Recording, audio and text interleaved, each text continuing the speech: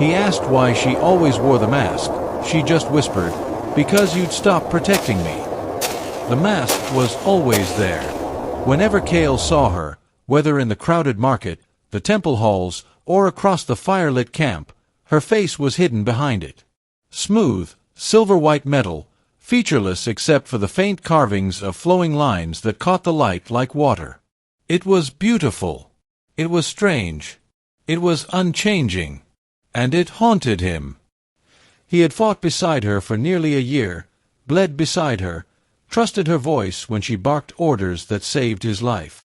He had never once seen her face. The others called her Lysandra. To Kale, she was simply the mask. A leader, a savior, a mystery. One night, when the campfires burned low and the soldiers finally slept, he could not hold back the question any longer. "Why do you always wear it?" he asked.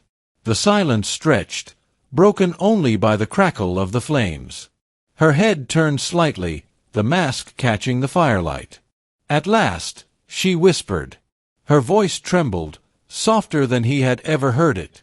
"Because if you saw what's beneath," she said, "you'd stop protecting me." The beginning of doubt. Kale didn't understand. He frowned, leaning forward. "Stop protecting you. You've saved me more times than I can count.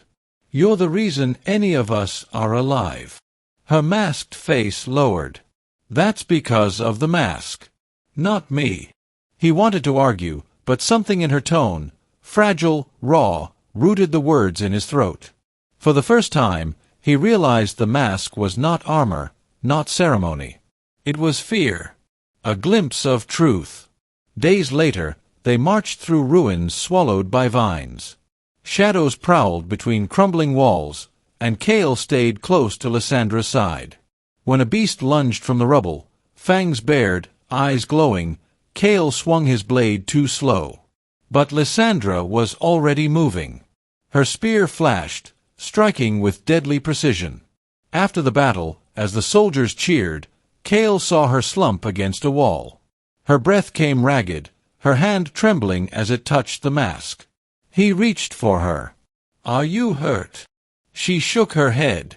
"Not where you can see." He caught her wrist gently. "Then let me see what I can't." Her hand froze in his grip. She said nothing. But she didn't pull away. The night of confession. It was weeks later, under a blood-red moon, when the truth finally broke. The army had set camp near a ravine. Kale couldn't sleep. The question burned him still. He found her sitting alone, mask tilted toward the stars. "Lysandra," he said softly, "please. I fought beside you, trusted you. Why won't you let me in?" Her hand lifted to the mask. For a moment, he thought she would remove it. But then she let it fall, and her voice cracked like a broken blade. "Because I am not who you think I am." Kale stepped closer. "Then who are you?" She whispered, so quietly he almost didn't hear. "A coward. A cursed one. A monster beneath the mask. You protect me because you believe I'm more than I am. If you saw the truth, you'd leave me behind." Kale's heart clenched. "Is that what you think of me?" he asked. She turned away. The breaking point. The following day, battle found them again. The enemy struck with fire and steel, and the Valari line nearly broke. Kale fought like a man possessed, but when he saw Lysandra falter, a burning arrow lodged in her shoulder, his blood froze. She staggered, dropping to one knee.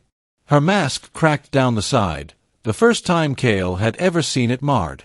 Without thought, he rushed to her, shield raised, sword flashing. He stood over her, protecting her as wave after wave crashed against him. "Don't move," he shouted. "I'll keep you safe." She looked up at him through the fractured mask, and in her eyes he saw not weakness, but terror. "Kale, stop!" she cried. "If it shatters." The mask broke. The face beneath. Shards fell to the ground, glinting in the firelight. Kale froze, his blade half raised. For the first time, he saw her. Her skin bore marks, jagged scars etched like lightning across her face.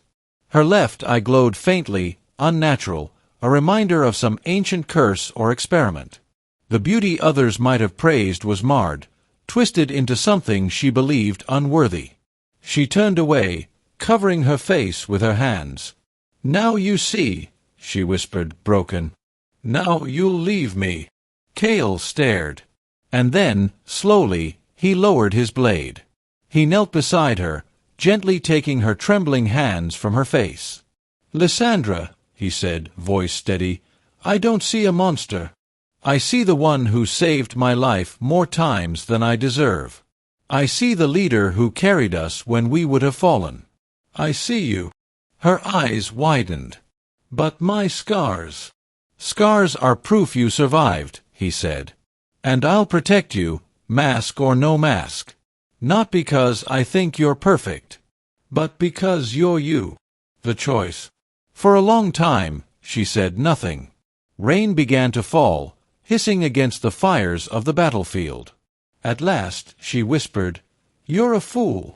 "Maybe," Cale admitted. "But I'm your fool."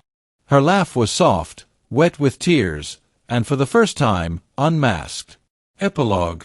From that night, she never wore the mask again. The scars remained, the strange glow of her eye never faded. But she walked with her head higher, no longer hiding. And Cale was always at her side, his promise unbroken. The others looked at her differently, some with awe, some with fear. But Cale looked at her the same way he always had, as the warrior who had saved him, as the woman whose voice carried him through the dark. And when she asked one night, quietly, "Why haven't you stopped protecting me?" he only smiled. "Because I never protected the mask. I protected the person behind it." And she believed him.